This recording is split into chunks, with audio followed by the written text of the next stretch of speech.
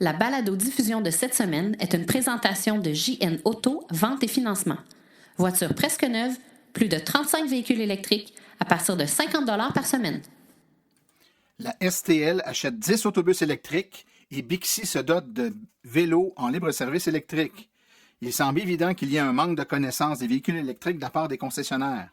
Ford rappelle plusieurs véhicules électriques.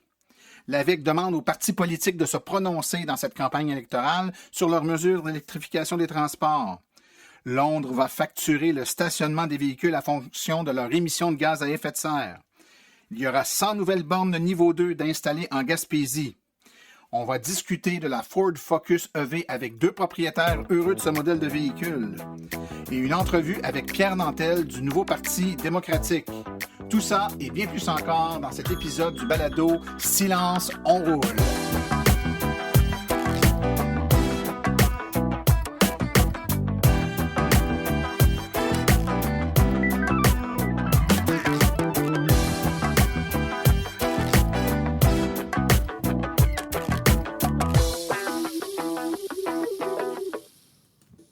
Bonjour tout le monde, mon nom est Martin Archambault, administrateur webmestre et porte-parole média de l'Association des véhicules électriques du Québec. C'est avec passion et plaisir que j'anime ce podcast dédié 100% aux voitures électriques.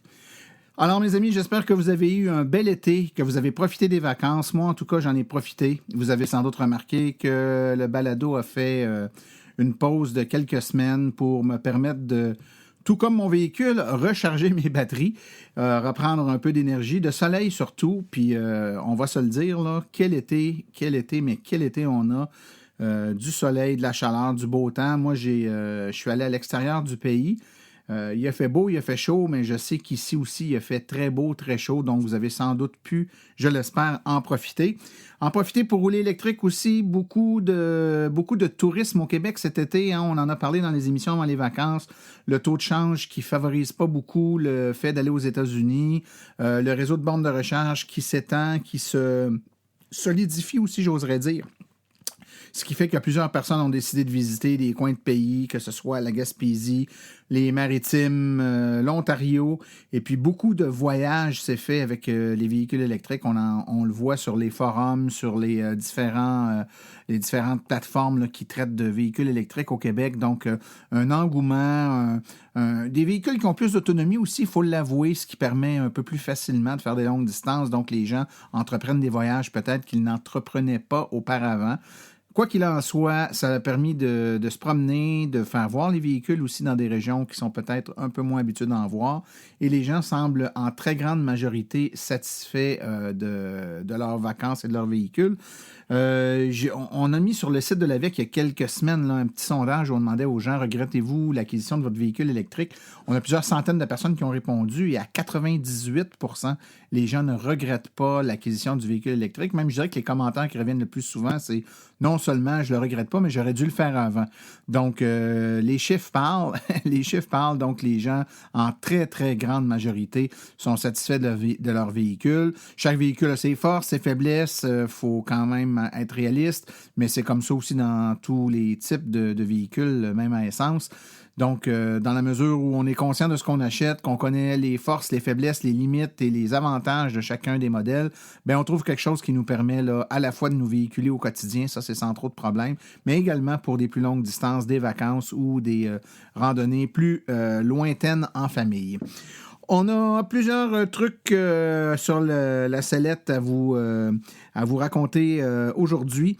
Plusieurs nouvelles. Évidemment, on est encore vers la fin de l'été, hein, donc on est encore dans la grosse saison des événements.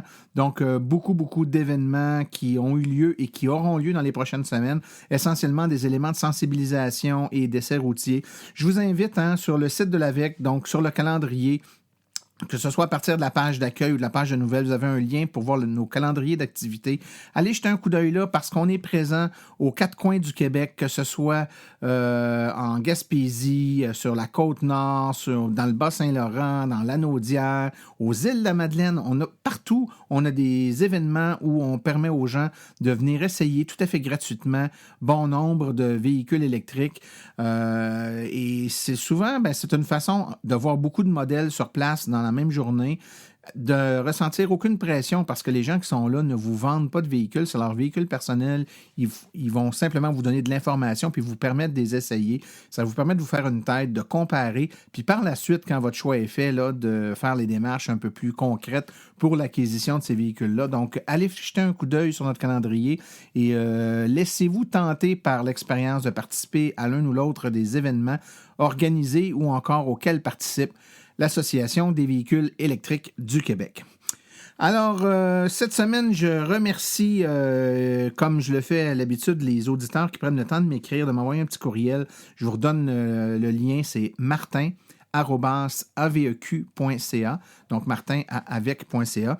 Un petit coucou, me dire que vous écoutez le podcast, que vous aimez, c'est des suggestions de thèmes à aborder également ou d'entrevues à faire des gens ou des commerces ou des entreprises ou bon, peu importe, avec lesquels vous voudriez qu'on fasse des entrevues. Faites-nous des suggestions, hein, on est là.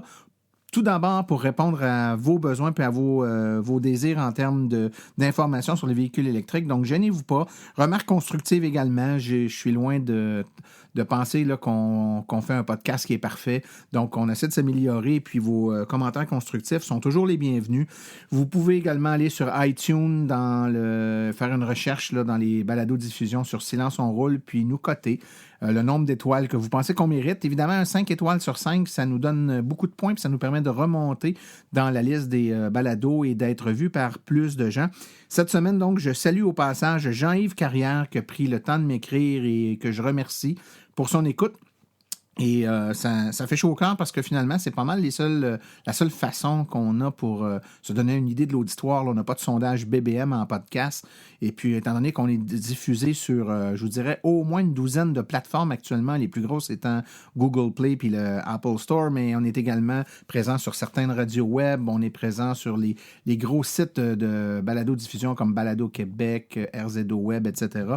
Donc, c'est difficile d'avoir une idée juste de la portée du balado, mais je sais qu'il est de plus en plus écouté. Les gens me reconnaissent, les gens viennent me voir dans des événements, puis me parlent du podcast en me disant qu'ils l'écoutent. Donc, je sais que c'est écouté, mais quand vous prenez le temps de m'écrire et puis de me dire un petit bonjour, ben, c'est plus concret. Et puis, c'est ce qui nous donne là, l'énergie et le vouloir là, pour poursuivre les prochaines éditions du balado. Alors, on entreprend aujourd'hui une 3e saison. Eh bien oui, là, on est déjà la 3e saison du balado.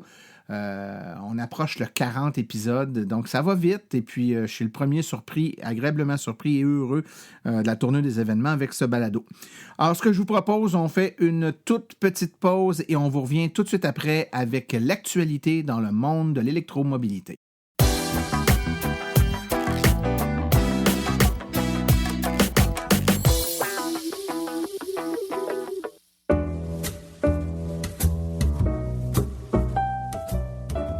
Vous avez une entreprise qui œuvre dans le domaine des voitures électriques. Vous aimeriez faire de la publicité là où l'auditoire est constitué à 100% d'adeptes de véhicules électriques? Écrivez-nous à info@aveq.ca afin d'avoir toutes les modalités de publicité, autant dans la balado-diffusion que sur notre site web et nos autres médiums.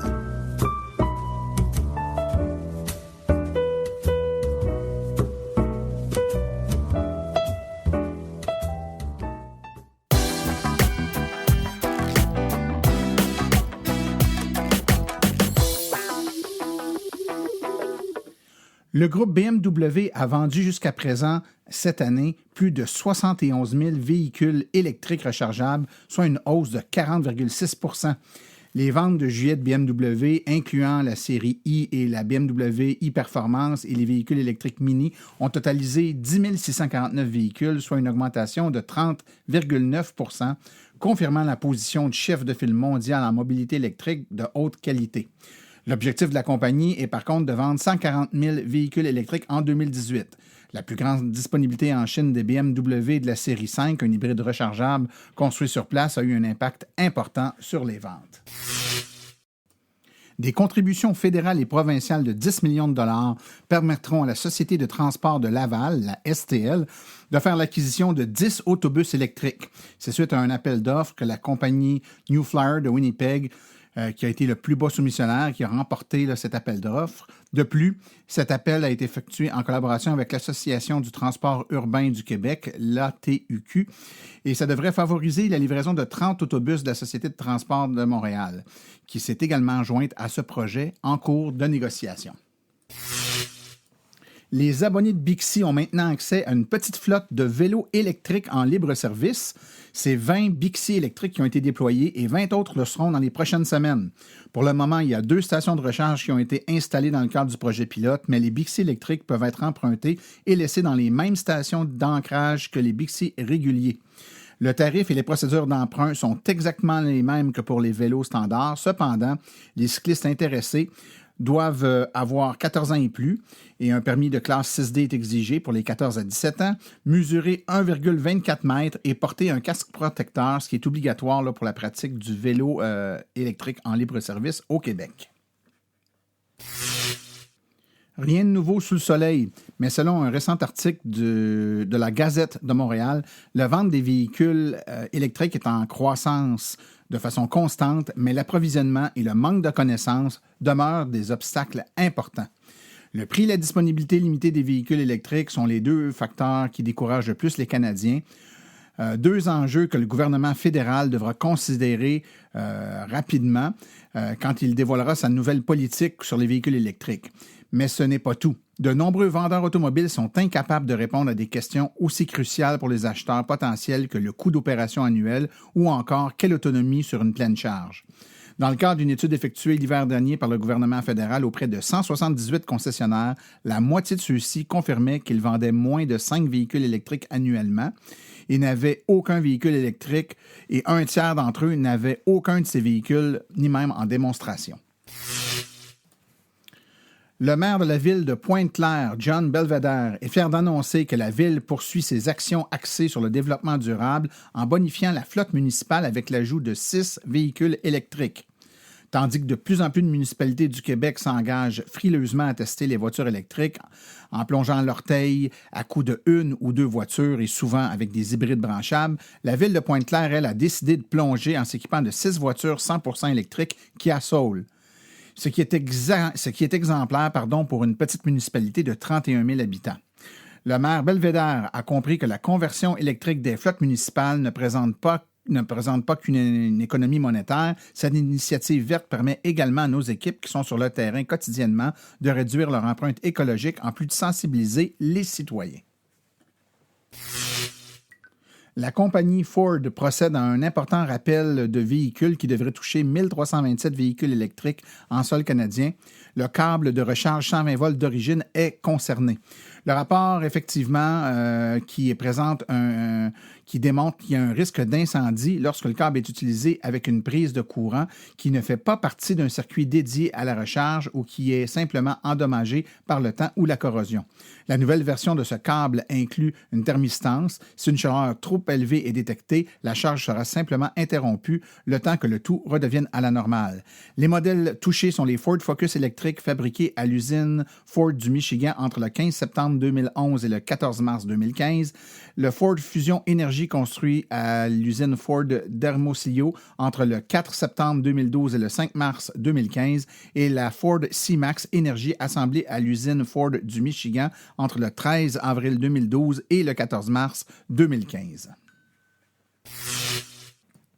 À l'heure d'une campagne électorale québécoise, l'Association des véhicules électriques du Québec a envoyé une lettre aux chefs des principaux partis politiques afin de leur demander de se prononcer sur des enjeux importants en lien avec l'électrification des transports. Le Québec est déjà un leader en électrification au pays, ce qui le place en bonne position sur une lutte mondiale contre la pollution, le smog et l'impact sur la santé des citoyens. Alors, nous avons envoyé un message personnalisé pour M. Philippe Couillard, François Legault, Jean-François Lisée et Manon Massé pour les inviter à répondre à nos questions afin d'orienter le futur politique de l'électrification des transports et leurs réponses seront publiées sur notre site web au plus tard le 15 septembre prochain. Une nouvelle qui est un peu passée sous le radar, mais qu'il faudra suivre avec beaucoup d'intérêt, c'est la Ville de Londres qui lance un programme de tarification des stationnements basé sur le taux d'émission des véhicules. Intéressant, n'est-ce pas? La capitale du Royaume-Uni continue d'améliorer la qualité de son air dans le centre-ville de Londres. Les conducteurs doivent déjà verser des frais qu'on appelle de congestion d'environ 19 $ canadiens par jour. Ces frais peuvent être réduits en fonction du niveau d'émission de gaz à effet de serre. Alors, la Ville vient maintenant de lancer un nouveau programme de tarification des stationnements de la Ville qui est basé sur les mêmes critères, c'est-à-dire que des frais de stationnement seront automatiquement calculés par un logiciel en fonction de votre véhicule et il établira en fonction du type de véhicule le frais à payer. Donc, selon le programme, des véhicules électriques ou hybrides branchables pourraient payer aussi bas que 6 sous canadiens de l'heure, tandis qu'un véhicule standard à essence ou à diesel paierait environ 8,75 $ en dollars canadiens. Et les vieux modèles, plus polluants, pourraient payer jusqu'à 11,40 $ canadiens de l'heure. Londres ajoute également dans la même foulée d'autres mesures comme une flotte de 300 véhicules de services rechargeables, des bornes de recharge dans les nouveaux secteurs de la ville. La plus grosse compagnie de taxis privés, Addison, à Londres, a développé une technologie qui transfère automatiquement ses taxis hybrides en mode électrique lorsqu'ils roulent dans le centre-ville de Londres. Alors, c'est-à-dire que des politiques comme celle-là peuvent influencer grandement les choix faits par les citoyens et les entreprises. On a pu le constater chez certains concessionnaires au début de l'été et pendant l'été. Les parts de vente des véhicules électriques chez certains concessionnaires ont monté en flèche, surtout chez ceux qui offraient des véhicules électriques en disponibilité. Ce n'est pas le cas pour toutes les marques de véhicules. C'est le cas, entre autres, de la Nissan Leaf qui a été quand même distribuée en grand volume tout au courant de l'été. Chez certains concessionnaires, la part des ventes de véhicules électriques a atteint jusqu'à 25 % de leurs ventes. On se croirait presque en Norvège. Les manufacturiers automobiles ont beau affirmer que le marché n'est pas prêt pour le volume de vente des véhicules électriques que la loi zéro émission veut leur imposer et que les acheteurs de véhicules électriques ne sont pas au rendez-vous. Mais le groupe Albi, lui, constate des choses bien différentes depuis le début de l'année. Les ventes de véhicules électriques ont atteint 20 % et même 25 % du volume des ventes de leur concession Nissan. C'est également le cas chez certains concessionnaires GM et Hyundai. Les véhicules les plus importants et les plus populaires de leur vente étant les Leaf, les Chevrolet Bolt EV, la Volt, la Hyundai Ioniq, ainsi que les réservations pour le nouveau Hyundai Kona. Monsieur Leclerc, président du groupe Albi, a confié au journaliste du Guide de l'auto, Sylvain Raymond, que cette tendance représente un défi tant pour les représentants qui doivent se tenir au fait des dernières tendances, mais aussi des départements de services qui doivent être en mesure de bien maîtriser les technologies propres aux véhicules électrifiés, alors qu'on ne nous dise plus que les acheteurs ne sont pas au rendez-vous. Comme on le mentionnait précédemment, c'est l'heure de la campagne électorale et on apprend que Diane Vincent, qui est une candidate de Québec solidaire, fera sa campagne dans les municipalités de la région de la Beauce-Sud dans une voiture 100% électrique, une magnifique Nissan Leaf. Donc, Mme Vincent pourra parcourir son 3000 km² ou à peu près de circonscription au rythme de 85 km de route par jour, là, sans payer un sou en essence.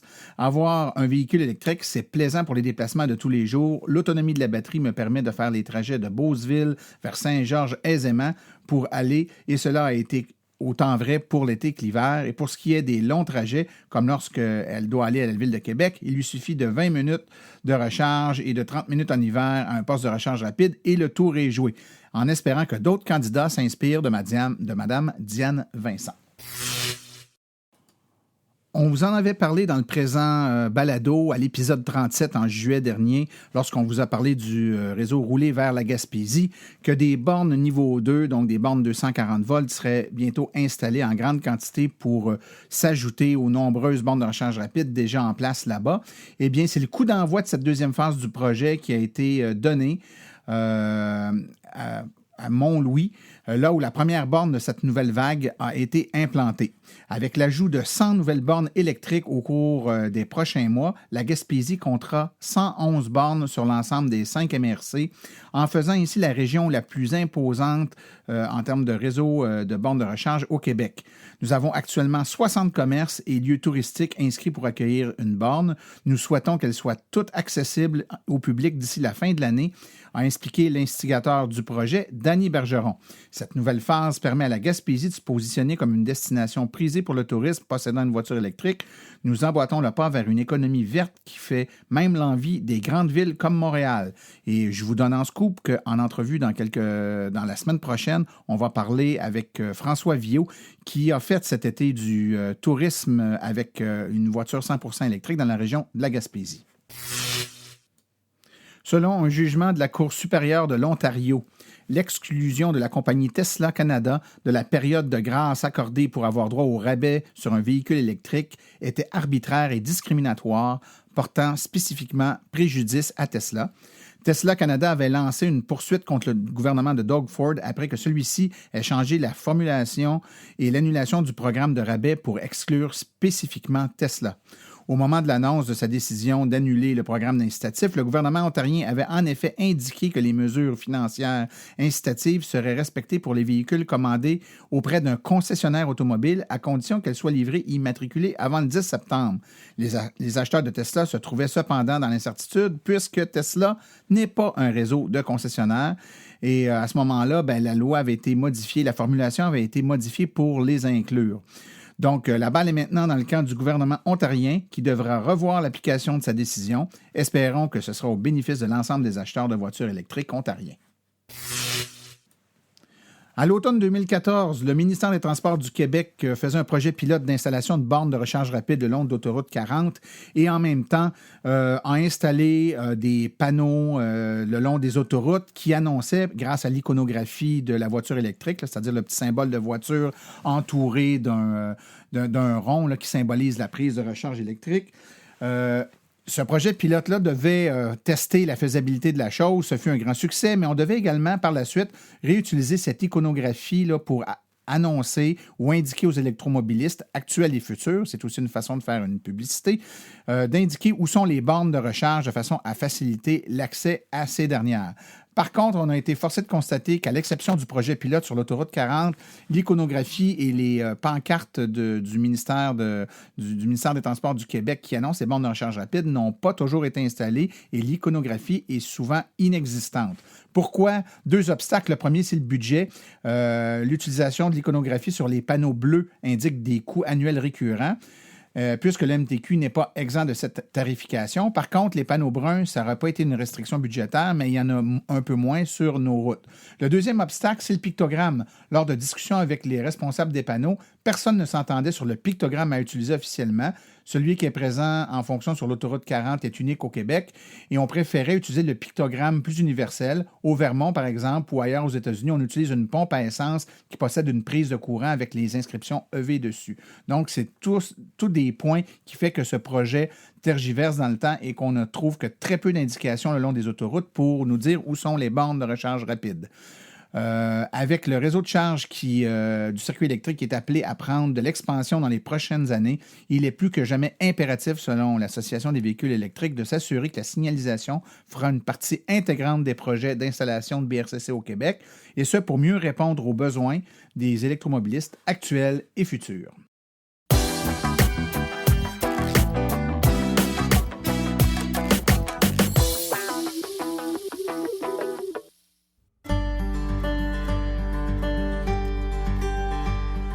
La mission de l'AVEQ se résume comme suit. Donner une information neutre et objective aux électromobilistes actuels et futurs, tout en représentant leur intérêt auprès des acteurs du milieu.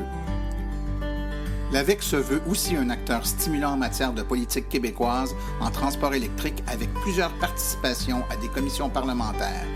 Elle est également une référence en électromobilité pour de nombreux médias québécois. Ce que vous pouvez faire pour l'AVEQ? Si vous avez une bonne plume, nous recherchons des rédacteurs. Si vous êtes propriétaire de véhicules électriques, participez à nos forums pour partager votre expérience. Vous connaissez un propriétaire de véhicules électriques? Faites-lui connaître notre site.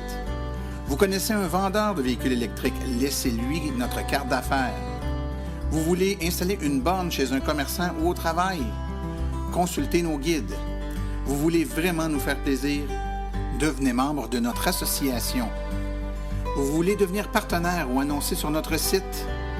Contactez-nous à info@aveq.ca. L'Association des véhicules électriques du Québec, la référence en électromobilité.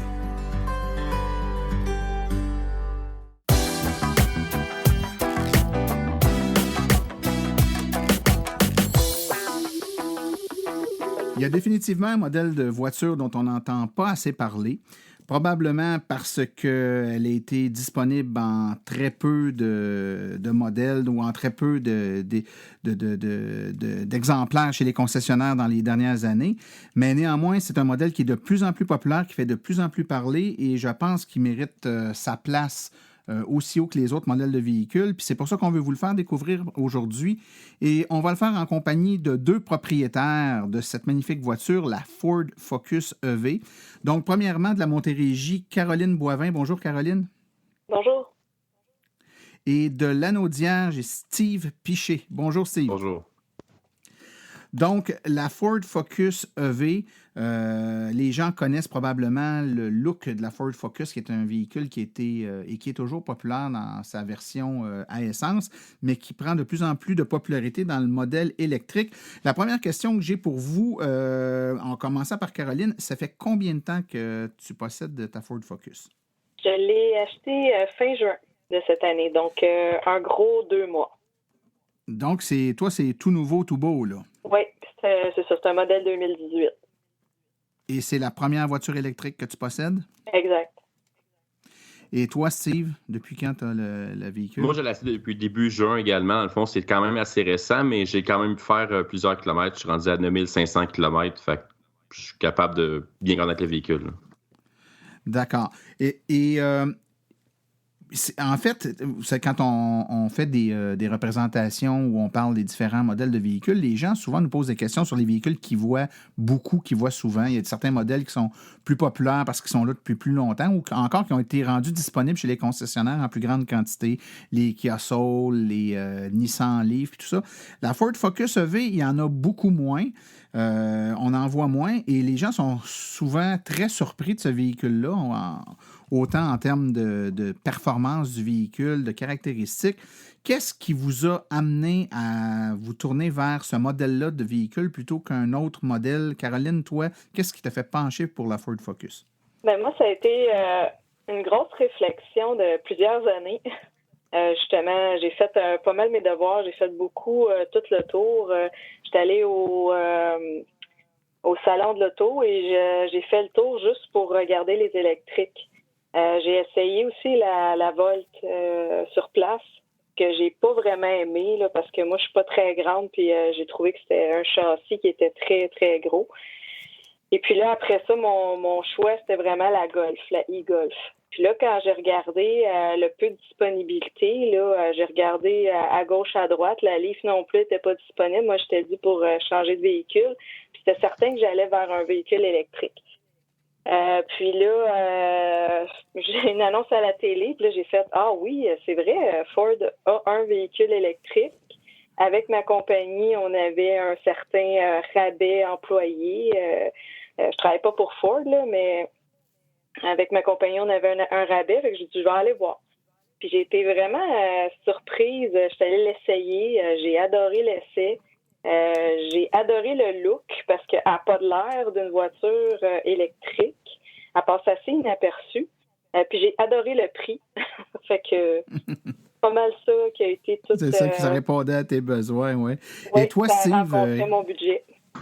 Oui, surtout, là, c'est un critère assez important dans l'équation, le budget. Toi, Steve, qu'est-ce qui t'a fait pencher pour la Ford Focus? Bien, premièrement, c'est sûr que je connais un vendeur Ford depuis plusieurs années, mais avant, j'avais tout le temps des Volkswagen. Et moi aussi, j'ai penché vers la e-Golf. Par contre, la e-Golf, disponibilité 1 an, je désirais un véhicule quand même plus rapide. J'ai fait le tour des autres véhicules. J'ai vérifié pour la Nissan Leaf, version 2018, et il y avait 3-4 mois d'attente. Puis ce qui m'a fait vraiment pencher, je dirais, c'est sûr le budget, oui, parce que la Ford Focus, elle devient toute équipée pour un prix sérieusement comparé aux autres. Ça vaut vraiment la peine, point de vue qualité-prix. Puis j'ai pris la Ford Focus. J'ai fait un essai aussi de la Ford Focus. Les autres, parce que c'est compliqué, ils n'en ont pas vraiment de disponibles pour les essayer. Fait que je dirais que j'ai pris la Ford. Après l'essai, j'ai fait comme non, sérieusement, c'est bien. J'ai vraiment aimé ça. Excellent. Et évidemment, quand on fait le choix d'un véhicule électrique, surtout quand c'est un premier véhicule électrique, ce qui est votre cas tous les deux, là, à ce que j'ai compris, il y a toujours on va dire un petit stress qui vient avec l'autonomie qui est rattachée à ces véhicules-là. Évidemment, si on fait abstraction des véhicules à très grande autonomie, mais qui souvent le prix est aussi très grand. Donc, l'autonomie annoncée de la Ford Focus, là, annoncée au réel, là, peu importe il y a parfois un léger écart entre ce qui est dit et la réalité, là. Mais est-ce que cette plage-là d'autonomie était un critère pour vous qui vous inquiétait beaucoup au moment de l'achat du véhicule? Toi, Caroline, c'était-tu un élément qui t'inquiétait? Non, pas du tout, parce que je pense que quand on choisit un véhicule, on le choisit en fonction de nos besoins. Puis moi, dans toutes mes recherches, j'avais vraiment comme penché, j'avais pas besoin d'un véhicule qui avait plus que 200 km d'autonomie. Bon an, mal an, là, fait que je dirais que, mais j'ai été agréablement surprise parce que la Ford Focus à date, c'est sûr que la technique de conduite impacte beaucoup, là, mais inquiétez-vous pas, là, je roule pas à 80 sur l'autoroute, là, je roule à 100, 110, puis je me tiens, j'ai à peu près les mêmes techniques de conduite qu'avant, puis des fois je frôle le 230, 240 d'autonomie sur la Focus.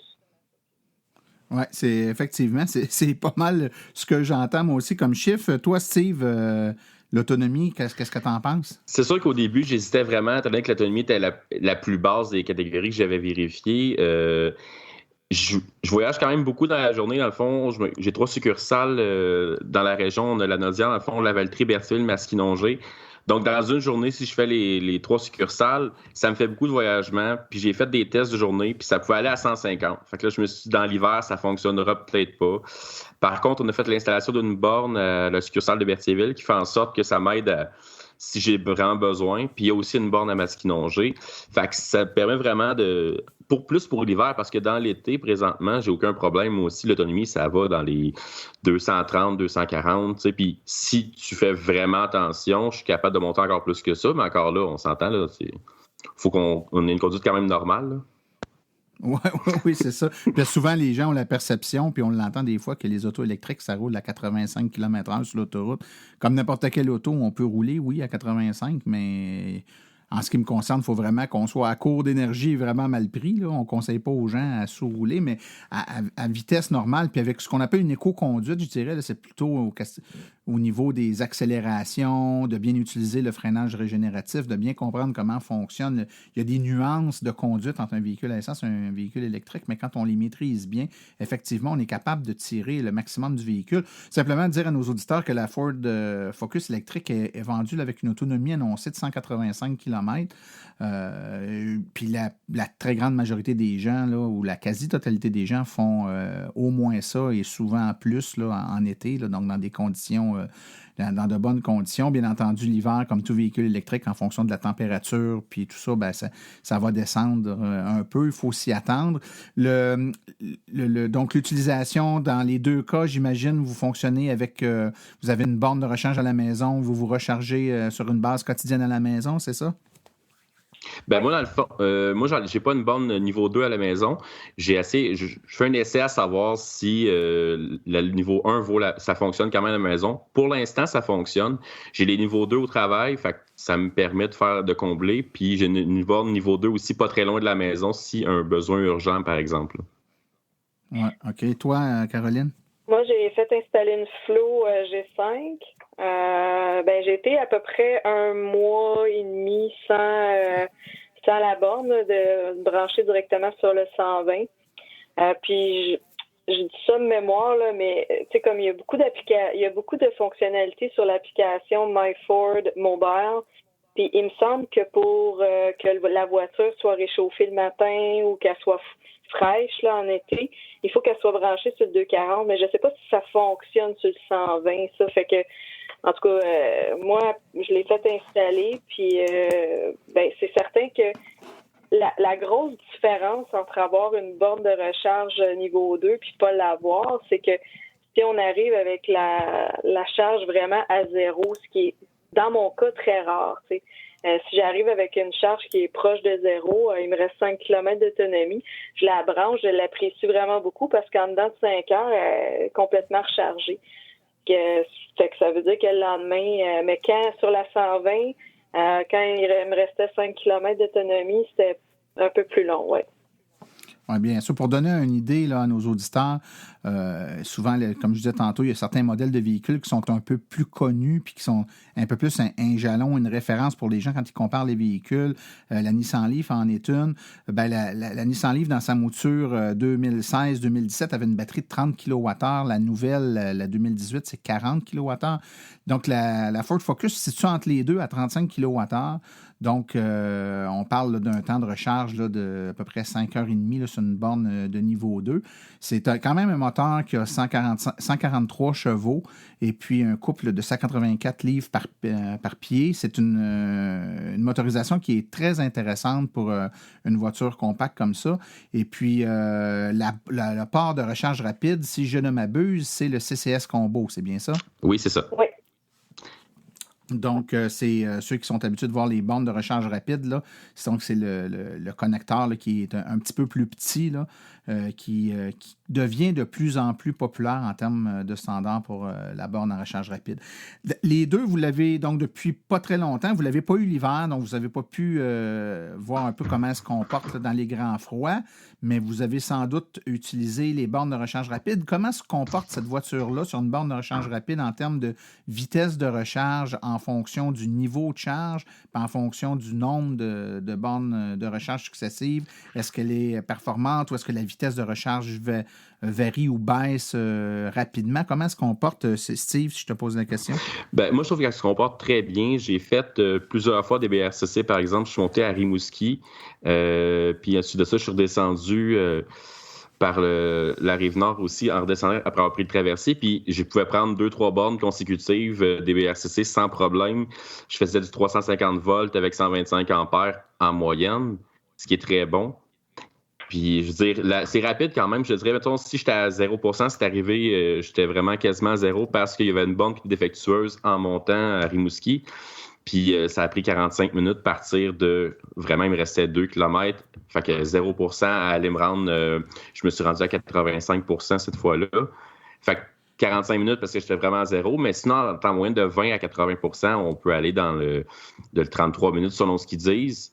Puis, je dirais que c'est constant. Puis, il n'y a pas de différence que ça fasse 2 ou 3 bornes que je fais, parce qu'en même temps que tu peux faire un setting dans l'auto, puis ça te permet de partir l'air climatisé pour refroidir l'auto en même temps quand tu es en level 3, puis ça refroidit aussi la batterie. Donc, la batterie, tout le temps, a un bon niveau de... Okay.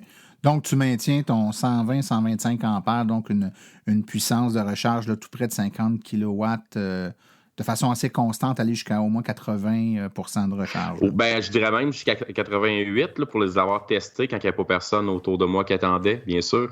Mais puis j'ai pu comparer avec d'autres véhicules, puis je dirais que je suis très heureux d'avoir pris une Ford Focus parce que c'est la seule que c'est la plus constante. J'ai vu des Golf qui avaient de la misère à se recharger sur des BRCC, surtout les Heavy Duty. Sinon, j'ai vu des Nissan Leaf 2018 qu'eux autres dépassaient 70 ampères, il y avait de la misère. C'était vraiment... après la deuxième BRCC, les autres, ça ne dépassait pas. Les Bolt, c'est aussi, je dirais... ils ne vont pas aussi rapidement pour le recharge. En fait, puis c'est un peu ce que je dis en entrée, je trouve que la Ford Focus, c'est un... On pourrait appeler ça un trésor bien gardé, c'est-à-dire qu'elle a des caractéristiques et des performances super intéressantes. Puis je trouve qu'on n'en entend pas assez parler. Caroline, tu dis que tu as fait tes devoirs, tu as bien magasiné, tu as regardé un peu ce qui se faisait ailleurs. Selon toi, qu'est-ce qui distingue la Ford Focus des autres véhicules? Là? En quoi la Ford Focus a pour toi une petite coche en haut des autres? Ben, moi, c'est vraiment...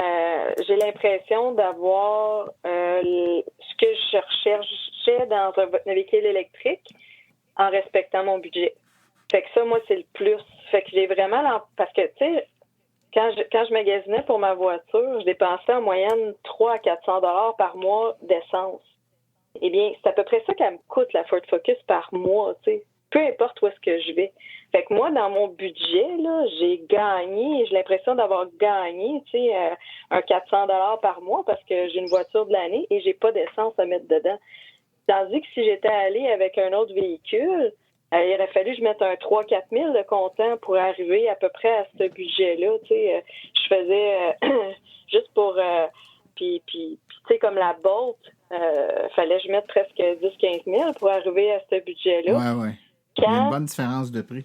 C'est ça, quand, tu sais, la boîte, j'ai pas besoin, dans 95% de tous mes déplacements, j'ai pas besoin d'autant d'autonomie, tu sais. Fait que moi, c'est le look. Je pense que la Ford Focus, je pense que s'il l'avait nommé un autre nom que Focus, je pense qu'elle aurait été plus populaire, parce que à chaque fois, moi, je dis à quelqu'un, je me suis acheté un Ford Focus électrique, et ils me disent toutes les histoires d'horreur qu'ils ont eues avec leur propre Ford Focus à gaz, tu sais.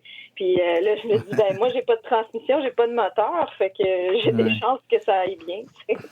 C'est une association, je dirais, qui est naturelle et qui est normale, que les gens pensent comme ça. Tout comme les gens vont dire, par exemple, Kia ou Hyundai, c'est Hyundai, c'est réputé pour être des voitures pas tellement fiables.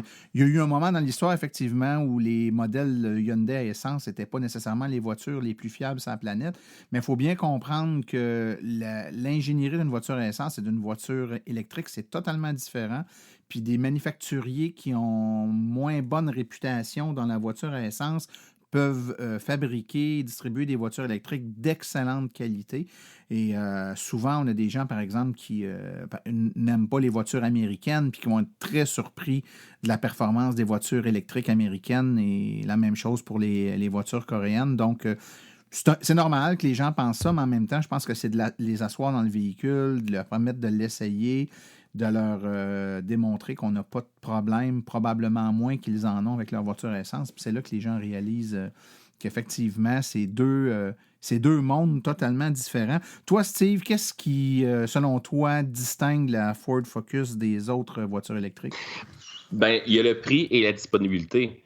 Moi, quand j'ai décidé de prendre la Ford Focus, j'ai parlé à mon ami, mon vendeur. J'ai envoyé un texto, j'ai dit finalement, je vais la prendre. J'avais été faire l'essai. Le lendemain, j'ai été livré en même pas 24 heures. Tandis que les autres places, ils l'ont juste pas, le véhicule. Effectivement, il y a un problème assez généralisé de disponibilité de véhicules.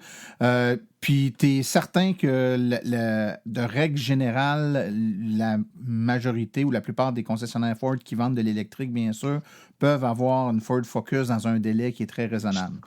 Autrement dit, tu n'as pas été chanceux parce que c'est ton chum qui vend les autos. Là. Non, vraiment pas, parce que sérieusement, mettons, j'aurais pas voulu la couleur qu'il y avait dans sa cour.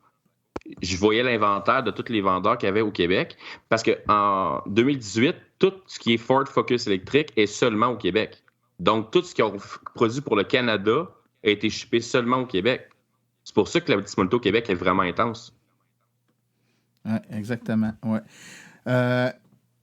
Donc, ça fait quelques mois, mais quand même, vous avez fait un peu de chemin. Steve, tu me disais que tu as déjà 9500 km de fait avec ta Ford Focus électrique.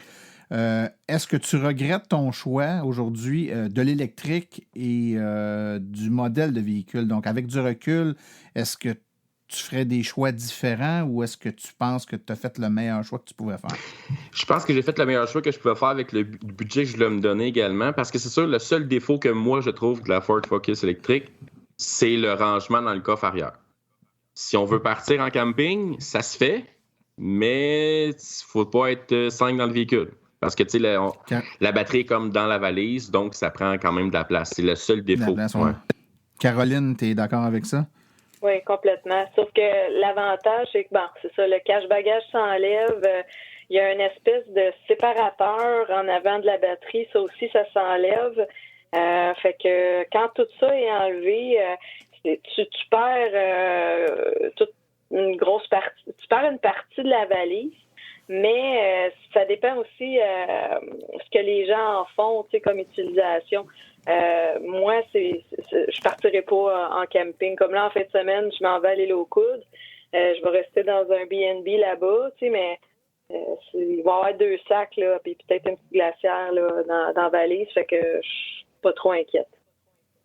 Puis tu t'en vas à l'île aux Coudres, tu pars de la Montérégie, donc tu fais ça en voiture électrique? Oui. OK. Écoutez, en terminant, parce que le temps file, hein, ça va quand même assez vite. Évidemment, on est en 2018, le temps va passer, vous allez garder votre voiture plusieurs années, du moins je l'espère, vous allez être des propriétaires satisfaits. vers quoi les voitures électriques s'en vont dans le futur, donc dans les 5, 6, 7 prochaines années? Selon vous, on rêve, on imagine un peu, ça va être quoi votre prochaine voiture électrique? Elle va avoir quoi comme caractéristique en 2024 ou 2025? Steve, d'après toi, on va être rendu où? Bien, c'est sûr que l'autonomie va être augmentée, les recharges peut-être encore plus rapides, parce que dans le fond, les seules choses que les personnes peuvent s'arrêter, c'est parce qu'ils ont peur de l'autonomie, ils se disent « je n'ai pas assez de 200 km ». Mais c'est rare que dans une journée, tu fais plus que 200 km, selon moi. Mais fait que je pense que la technologie va encore augmenter. Ils vont peut-être intégrer des panneaux solaires dans les toits, mettons, panoramiques en haut pour être en mesure de recharger en même temps un peu pour économiser de la batterie. Puis des batteries, comme un peu les Tesla, je veux dire, ils avancent beaucoup la technologie qui permet aux autres voitures de se développer. Parce que sans Tesla, on ne serait pas rendu là où on est rendu aujourd'hui, selon moi. Oui, effectivement, ils sont une locomotive de cette technologie-là. Caroline, toi, la voiture électrique de l'avenir rapproché, selon toi, on s'en va vers quoi? Ben moi, ce que j'espère voir de plus en plus, c'est pas au niveau des voitures électriques, c'est vraiment une meilleure représentation au niveau du Québec de bornes de recharge rapide et puis des bornes qui sont plus courtes parce que je pense que le grand frein à l'achat de voitures électriques, de faire le pont, là, de franchir cette étape-là, c'est la peur des contraintes. De dire, je vais être obligé de m'arrêter une demi-heure, je vais être obligé de m'arrêter comme 15 minutes. Mais moi, j'avais cette peur-là, j'avais cette contrainte-là.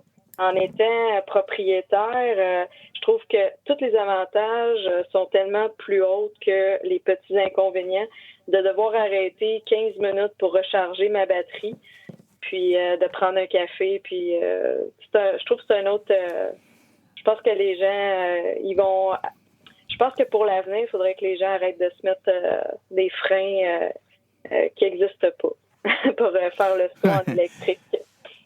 Effectivement. Je pense que vous avez tous les deux mis le doigt sur pas mal l'état de la situation. Des batteries qui chargent plus vite, des batteries plus grosses et qui chargent plus vite, plus d'infrastructures de recharge, des infrastructures plus rapides également, plus puissantes, mais et plus abondantes aussi, je dirais, parce que perdre 15-20 minutes pour se charger, c'est une chose, mais attendre 1h30 qu'elle soit libre avant de perdre notre 15 minutes, c'est souvent ça qui est pire. Là, on voit que le réseau de bornes de recharge, il y a plusieurs bornes rapides qui vont être installées au cours des prochaines années. Il y a un plan de déploiement qui devrait accélérer beaucoup la cadence puis qui devrait nous donner un coup de main, mais forcément, les gens ont peur, puis c'est un peu normal. Hein, le nombre de bornes de recharge n'a pas augmenté à la même vitesse que le nombre de véhicules, puis on veut être certain qu'on ne sera pas contraint. Puis cette peur-là, je pense, retient bien des gens, mais avec le temps, je pense qu'on va y arriver. Écoutez, je vous remercie beaucoup tous les deux de votre disponibilité pour nous parler de votre Ford Focus EV. Je vous rappelle que la Ford Focus EV, qui est une voiture avec une autonomie annoncée de 185 km, est une compacte 5 places avec un moteur de 143 chevaux, une batterie de 35 kWh avec un chargeur embarqué de 6,6 kW et puis un port de charge rapide de CCS Combo. Le prix de détail suggéré par le fabricant est aux alentours de 32 000 $. Je ne me trompe pas trop quand je dis ça. Non, c'est environ ça, oui. Oui, c'est ça. Donc, ce qui l'amène 9 000 $ plus bas que la majorité des voitures avec des batteries de cette capacité-là. D'où le rapport qualité-prix très avantageux de la Ford Focus que Steve et Caroline nous ont évoqué aujourd'hui. Alors, vous deux, merci beaucoup pour votre temps et puis on se reparle bientôt. On se croise sûrement à une borne de recharge à un moment donné. Merci beaucoup. Merci. Merci, au revoir. Bye-bye.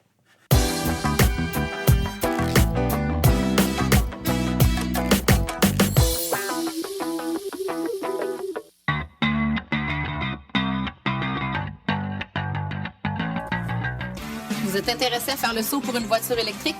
Vous considérez choisir une voiture d'occasion? Rendez-vous chez JN Auto. Avec plus de 35 modèles presque neufs en stock, c'est définitivement le chef de file lorsque vient le temps de vous procurer un véhicule électrique. En plus des prix déjà très compétitifs, JN Auto offre un rabais exclusif aux membres hors de l'Association des véhicules électriques du Québec. Une réduction supplémentaire de 299 $ plus taxes sur le prix affiché au financement d'un véhicule entièrement électrique ou hybride rechargeable. Consultez notre liste de voitures au www.jnauto.com. Téléphonez-nous au 1-888-821-3084 ou rendez-vous directement en succursale au 317 route 116 à Richemont, en Estrie. JN Auto, choix, qualité et service après-vente irréprochable depuis 35 ans.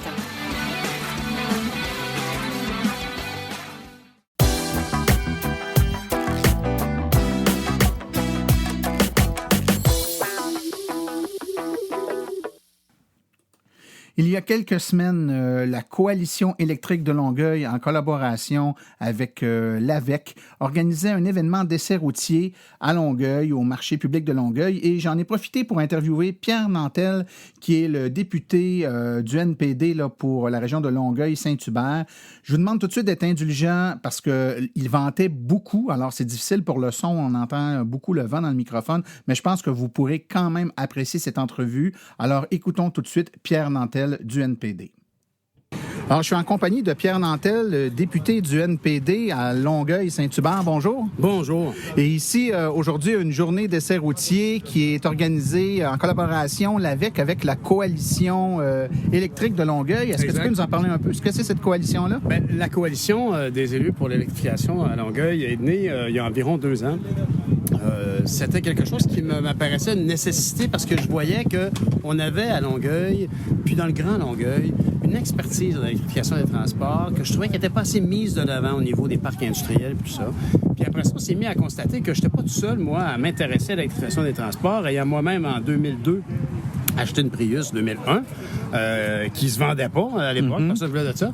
Puis il y en avait très, très peu. Puis ça fait donc 16 ans que je roule en hybride, puis j'en ai une deuxième, une 2010. J'ai vu que j'étais loin d'être seul, puis que Longueuil, l'agglomération de Longueuil, est la championne au Québec en termes d'acquisition de véhicules électriques et de hybrides électriques, et qu'on est donc les champions canadiens, parce que le Québec est champion canadien. Donc, je me suis dit qu'il y a un intérêt pour ça. Puis bon, le réchauffement climatique a toujours été un de mes 2 engagements fondamentaux en politique. Alors, j'aurais dû dire fondamentaux, un de mes 2 engagements fondamentaux. Et c'est pour ça que je me suis dit, pourquoi pas partir une coalition qui mettrait de l'avant le besoin environnemental, l'intérêt économique de faire le plein avec du gaz, avec de l'essence québécoise, qui est l'électricité, puis en plus, créer une expertise et des emplois chez nous. Fait que c'est de là qu'est venue la coalition. Et c'est beau de voir 6 députés de fédéraux et provinciaux de 5 formations politiques différentes travailler en disant ça, on ne peut pas être d'accord là-dessus, c'est important. Super. Et là, aujourd'hui, on est au marché public de Longueuil, une journée d'essai routier avec l'Association des véhicules électriques du Québec. Il y a plein de véhicules ici. Ça roule depuis l'ouverture à 10 h ce matin. Fou. Ça dérougit pas. Des essais routiers en arrière de l'autre. T'es content de comment ça se déroule à venir jusqu'à présent? Absolument. Je suis super content. Puis ce qui me rend le plus heureux, c'est de voir la réaction des gens qui sont ici. Puis ils se grattent la tête un peu parce qu'au début, ils pensent que c'est une espèce de foire commerciale. Ils pensent que c'est des concessionnaires. Puis à chaque fois, ils ressortent en disant c'est pas possible. J'ai essayé la voiture d'une madame qui est venue me montrer sa voiture bénévolement, par pur enthousiasme, par pur sentiment que c'est la bonne chose à faire au niveau de notre société, d'avoir des véhicules électriques. Puis moi, je vous lève mon chapeau, les gens de l'AVEC, parce que je trouve que c'est tellement un exemple exceptionnel de vision de société que de dire, écoutez, si les gens ont peur de ça, c'est notre boulot de leur montrer que c'est le fun, de leur montrer que c'est accessible, puis que c'est possible pour eux de faire ce changement-là. Bien, puis quitte à se lancer des fleurs, on va s'en lancer réciproquement. Pour nous aussi, c'est important que les élus, au-delà des beaux discours, s'engagent concrètement dans des gestes concrets, fassent des actions. Aujourd'hui, c'en est une action concrète qui fait en sorte qu'on est là, puis il y a des centaines de personnes qui vont faire des essais routiers aujourd'hui. Mais je me permets une petite question comme ça. Il y a beaucoup de choses qui se sont faites au niveau provincial pour la promotion de l'électrification des transports, un peu moins du côté fédéral. Absolument. Du côté de votre parti politique, est-ce qu'il y a des idées? Est-ce qu'il y a un programme qui mettrait de l'avant, que ce soit par un programme un peu plus structuré, soit d'incitatif, que ce soit financier ou autre, mais qui aiderait à promouvoir l'électromobilité au Québec? Bien, au niveau fédéral, je peux vous dire que ça fait belle lurette qu'on fait pression sur le gouvernement de Justin Trudeau. Le ministre des Transports est Marc Garneau. C'est un Québécois qui est très au courant des priorités des Québécois. Il voit bien les efforts qui ont été faits par les gouvernements ici. Malheureusement, ils sont pas vite sa gâchette. Nous, on milite depuis belle lurette pour avoir à tout le moins un crédit de TPS fédéral sur les véhicules électriques. Ça fait belle lurette aussi qu'on aimerait voir une priorisation au niveau des grappes industrielles pour qu'on favorise le développement, la technologie de l'électrification des transports, de la voiture sans pilote, etc. Et les efforts, malheureusement, sont beaucoup plus concentrés en Ontario pour des raisons simples. Hein? Je veux dire, l'Ontario a misé beaucoup dans l'industrie automobile et ils sentent la soupe chaude. Là. Ils sentent bien qu'à un moment donné, là, ils vont avoir de la difficulté à vendre des Chrysler et des grosses affaires. Alors, ils militent fort pour obtenir du soutien fédéral et malheureusement, comme c'est souvent le cas, ça manque de coordination. Je regarde le Chrysler Pacifica, fabriqué à Windsor, au Canada, qui est un exemple quand même de belle technologie pour une voiture hybride rechargeable. Et c'est mal soutenu, c'est pas soutenu. Je pense que le gouvernement du Québec achète plus de Chrysler Pacifica que le gouvernement ontarien et certainement, ça je peux vous dire, que le gouvernement fédéral. On va suivre un peu, il y a la campagne électorale provinciale aussi qui s'en vient, on regarde ça avec grand intérêt, mais on sent qu'il y a un mouvement qui est parti, un mouvement qui fait boule de neige, qui grandit, puis notre job maintenant, c'est plus juste de le partir, c'est de l'entretenir, fait que avec l'aide de tout le monde, on devrait y arriver. Mais vous, vraiment, les gens de l'AVEQ, vous êtes un groupe exceptionnel parce que vous êtes des médiateurs. Au-delà d'en avoir acheté une voiture électrique, vous avez choisi d'en parler puis de le faire connaître. C'est admirable. Vous avez toute mon admiration. On se remercie mutuellement. Merci beaucoup, M. Nantel. Merci, au revoir.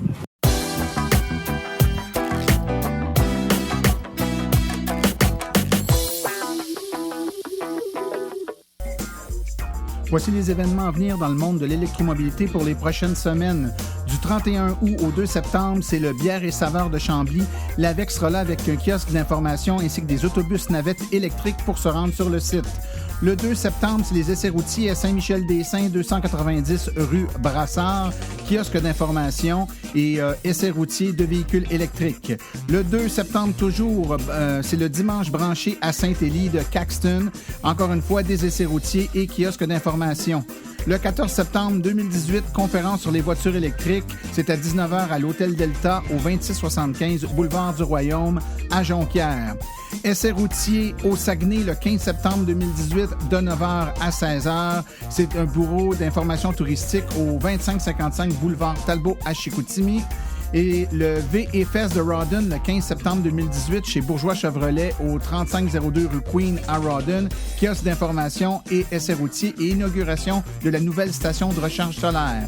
Les jeudis branchés le 20 septembre 2018 au marché de la gare de Sherbrooke, essai routier, information par les bénévoles. Et finalement, événement branché avec à Vaudreuil-Dorion le 22 septembre 2018 de 10h à 16h. Stationnement près du restaurant Saint-Hubert au 601 Saint-Charles, Vaudreuil-Dorion.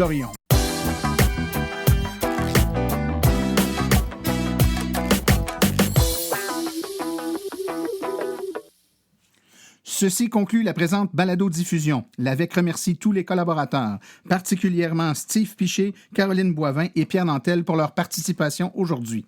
La reproduction ou la diffusion de l'émission est permise, mais l'Association des véhicules électriques du Québec apprécierait en être avisée. Toutes questions concernant l'émission peuvent être envoyées à l'adresse martin@aveq.ca. Pour toute question générale regardant l'électromobilité ou l'association, veuillez écrire à info@aveq.ca. Pour vous renseigner et avoir accès à toute la documentation de l'AVEQ, visitez le www.aveq.ca. Je vous rappelle que sur notre site web, afin de vous faciliter la tâche, vous avez accès aux archives de nos balados ainsi qu'à des hyperliens vers les sites web mentionnés aujourd'hui, le tout directement au www.aveq.ca/silence. Mon nom est Martin Archambault et d'ici le prochain balado, j'espère que vous attraperez la piqûre et direz vous aussi, silence, on roule.